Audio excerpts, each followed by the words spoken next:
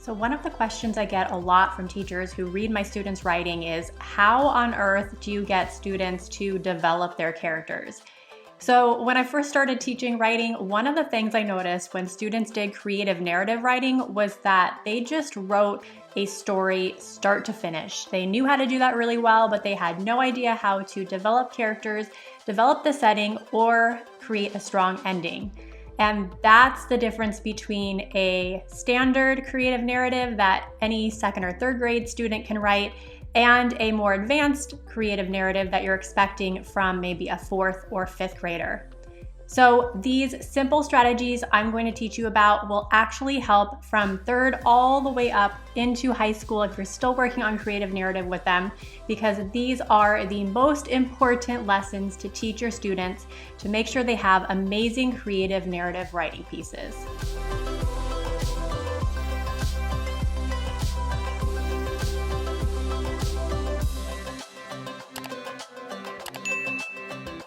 The first thing you need to focus on with creative narrative with your students is actual character development. So I mentioned that in the introduction and it sounds pretty simple, but I know you're thinking, how do I teach students to develop a character when we've been reading lots of stories throughout the year and they still don't know what character development is or how it works? So what I do with students is I work specifically with them on the actual character development. So we start with a character that we are all doing as a class together, and this is where we actually work on what goes into the back end of character development. So these are things like character actions, dialogue, anything that would give a clue about the character's traits, interests, and background. So this is really obvious to us as teachers when we're looking at an actual reading passage or a story that they're reading in their textbook or in a chapter book that you're reading with them, but it's not so simple for students. It's not so obvious. So it's really important to actually model for students what goes into character development and how it's different. So my favorite thing to do with students after we've really gone over the basics of character development and we've developed a character together is to actually look at a writing piece that has character development in it versus one where all of those pieces are removed. So all of the character actions that are important, that show what type of person they are removed, the dialogues are removed, anything that shows their character traits, interests, or background. So looking at the difference between those two pieces is the easiest way to show students what character development really looks like in a writing piece and why it's so important. The second lesson we really focus on when teaching creative narrative writing is actual development of the setting. So we've already talked about developing characters, but setting development is just as important. So with setting development, we're looking at things like where and how we are describing the setting in a natural way. So this is again something I'm going to model for students. I'm going to actually develop my own setting for my story with my students actively involved in it so that they can see what goes into the process of developing a setting. Just showing students, here's a picture, here's us writing about the setting is not enough. We have to go through our thought process of this is actually what goes into setting creation. This is what we include throughout our story to build on the setting, instead of just focusing on doing 3 sentences at the beginning that set up the setting for our readers, because that is just not enough if we're talking about really awesome creative narrative text. So if we want just a basic creative narrative text, we can have a couple pieces of dialogue, we can have setting at the beginning of the story, and we can have a very basic story. But if we really want an advanced writing piece from our students, we need to show them how to build the setting and how to use the setting throughout the story. The third thing we spend a lot of time on is our sequence of events.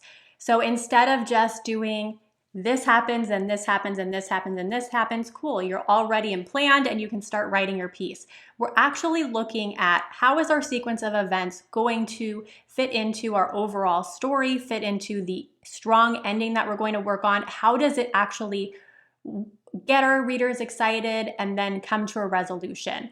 So instead of just doing our simple sequence of events, we are going to take those sequence of event pieces and we're going to actually put that into a plot pyramid.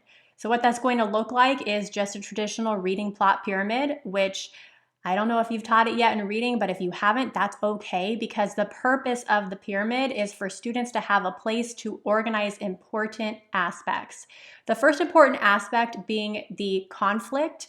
And that is something that we really need to make sure students develop so that there's actually something interesting happening in their story. A lot of times students will tell something step by step that happened, but it's not really engaging and something that you're really going to enjoy reading or other students are going to enjoy reading. So where we're going to focus here is having some sort of conflict and also having a climax where things get really, really interesting and exciting. And then from there, making sure students know how to properly resolve things. So we don't need to get too complicated when it comes to the plot pyramid, but we do need to make sure that they have those pieces and they start with their sequence of events and kind of build extra pieces in to make sure that it all flows properly and has that engagement.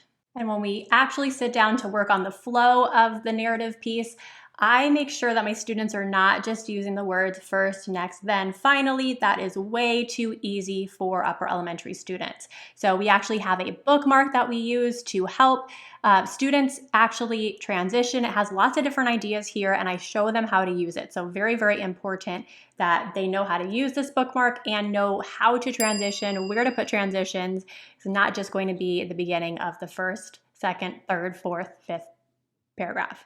Transitions are going to be a little different in creative narrative writing. So we're looking at transitioning when something changes in the story. So this is super helpful for that, and also talking about when to transition. Okay, number 4 is one of the trickiest parts of narrative writing, and this is writing dialogue. So students usually by the time they get into upper elementary have started to write dialogue. Whether or not it's actually formatted properly, that's a whole other thing, and something we're still working on in middle school writing.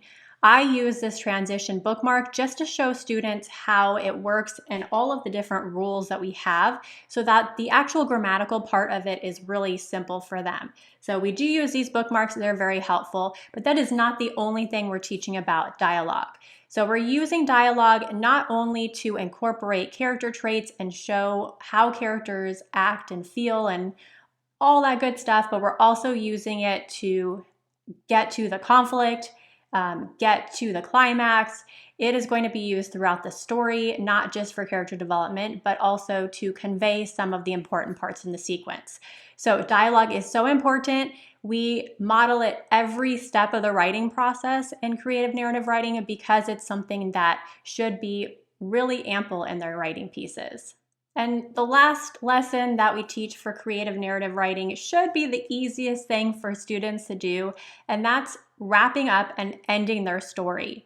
Unfortunately, what happens is students feel really rushed and they want to just get it done, and so a lot of times they end with a non-ending. And so it's really important that we model and show students what the elements of a strong ending are.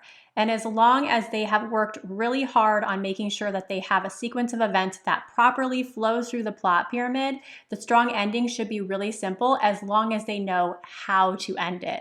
So this is something we also do a lot of revision on. We do a lot of partner work, feedback, so that students have a chance to really end their writing piece in a strong way. If all of these pieces seem a little overwhelming to you, please check out the link in the description because I do have a link to this resource where I'll walk students through step by step every single thing that we talked about in this video. And I'll also have a lesson plan for you so you know exactly how to teach step by step to incorporate all of these things. It even includes these awesome bookmarks. I'll be coming back in the next few weeks with lots more information on how I teach writing and how I fit it into a very short writing block. So if you're interested in this topic, make sure to subscribe and hit the bell to turn on notifications because I want you to see all the videos coming up next.